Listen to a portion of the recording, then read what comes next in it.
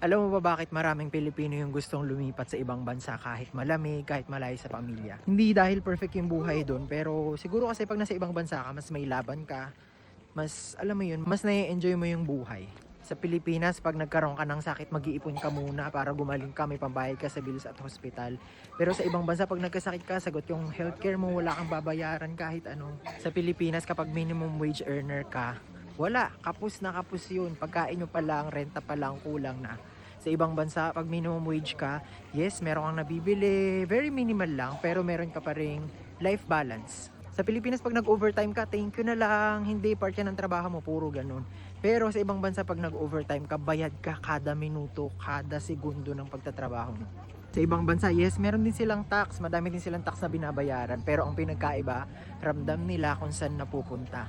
Ramdam nila kasi alam mo at kita mo kung saan siya napupunta. Nakakalungkot sa ibang bansa, yes, kasi malayo ka sa pamilya mo. Pero karamihan sa atin, mas pipiliin pa rin pumunta sa ibang bansa. Kasi alam mo yun, mas fair, mas may sistema, and mas may chance na umunlad yung buhay mo. Kaya hindi mo masisisi yung mga tao na mas pinipili nila yung ibang bansa laban sa Pilipinas. Kaya ikaw, kung may chance kang mga ibang bansa ka ba o mas pipiliin mo pa rin yung bulok na sistema sa Pilipinas?